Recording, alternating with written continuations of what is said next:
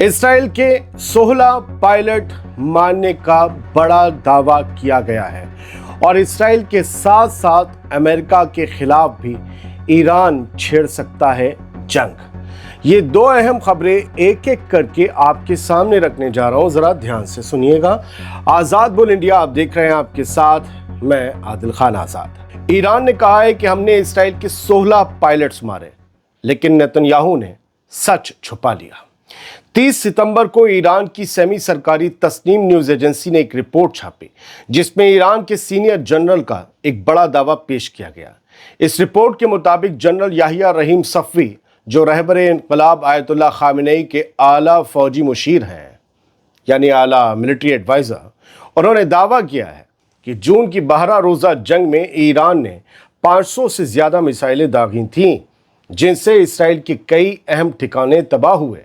General Safvi ने कहा कि इन हमलों में हाइफा समेत कई इलाकों में रिफाइनरी, बिजली घर और रिसर्च सेंटर तबाह हो गए और एक पायलट ट्रेनिंग सेंटर पर हुए वार में कम से कम 16 इसराइली पायलट मारे गए। इस रिपोर्ट को सुनते रहिएगा, लेकिन इसके बाद वाली जो रिपोर्ट है वो बिल्कुल ताज़ा है कि ईरान अमेरिका के खिलाफ जंगी तैयारी कर रहा है। फिलहाल इन जनरल के मुताबिक इसराइली हुकूमत ने मारे गए पायलटों और तबाही का असली पैमाना छुपाने की कोशिश की, ताकि नेतन्याहू की हुकूमत बेइज्जती और दबाव से बच सके। सफ़वी का कहना है कि अमेरिका और इसराइल दोनों अपने मकसद में नाकाम रहे और आखिरकार जंग रोकने के लिए अमेरिका को दखल देना पड़ा। उन्होंने जोर देकर कहा कि हमला करना ही सबसे बेहतरीन डिफेंस है, और ये भी कहा कि अगर हमें अमन चाहिए, पीस चाहिए, तो हमें जंग की तैयारी रखनी होगी।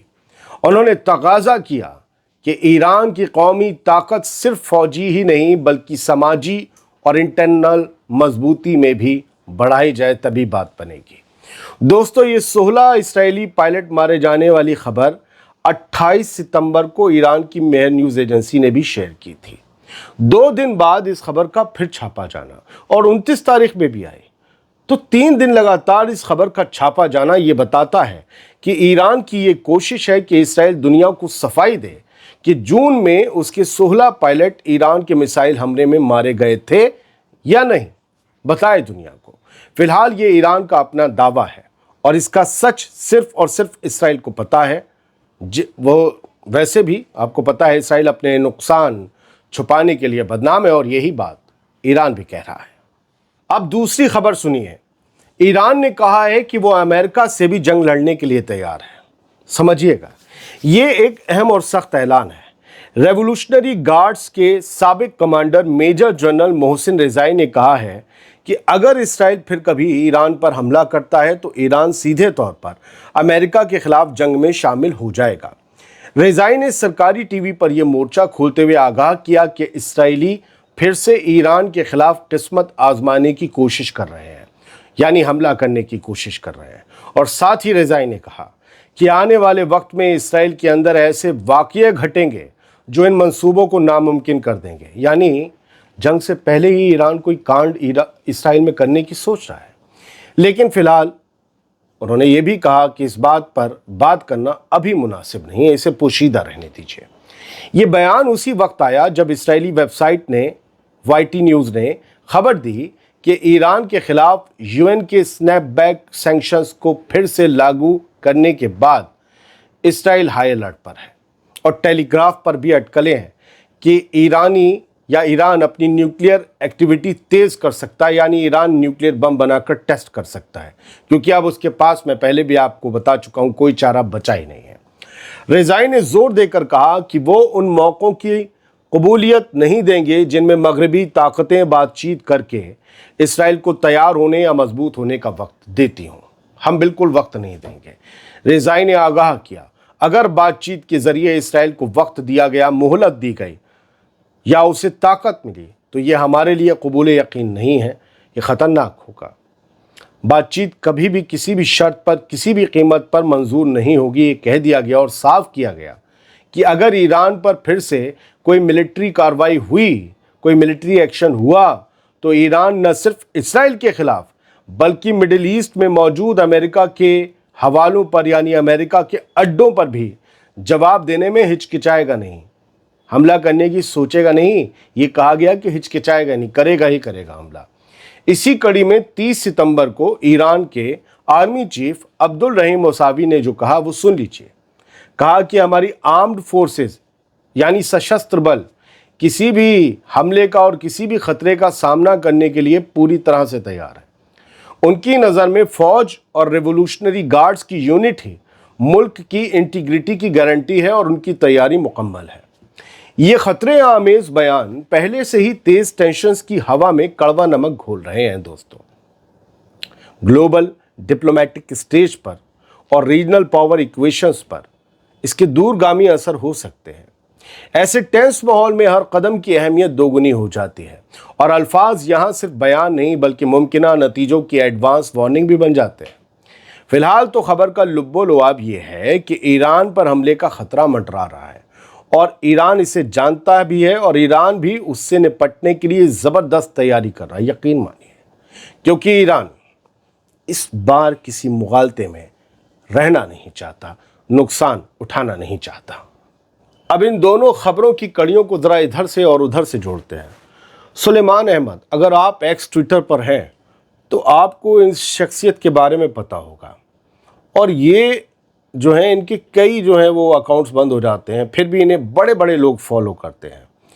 इन्होंने लिखा है मारिफ जो इस्राएली अखबार है उसके हवाले से कि उसमें एक सीनियर इस्राएली मिलिट्री ऑफिशियल ने कहा है कि we are preparing for several scenarios including another military operation Iran, कि हम कई सिनेरियोज पर तैयारी कर रहे हैं और उसमें ईरान पर दोबारा हमला करने का ऑप्शन भी शामिल है। सेम यही बात जैक्सन हिंकल नाम के एक बहुत बड़े ट्विटर यूँ कही कि पर्सनैलिटी ने लिखा है। किसी भी आम शख्स के लिए 3-3.5 मिलियन फॉलोअर होना बहुत बड़ी बात है, जैक्सन हिंकल के उससे ज़्यादा है एक्स पर, ट्विटर पर।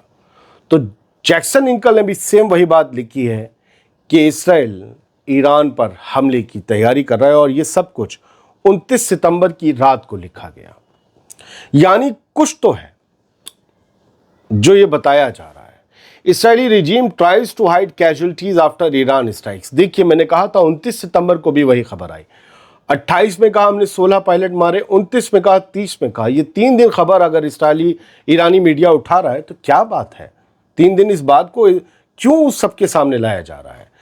ये यहाँ पर भी लिखा है senior military adviser to the leader of the Islamic revolution, Ayatollah Khamenei के एक सीनियर एडवाइजर ने कहा है कि 16 पायलट्स मारे गए जून की वॉर में।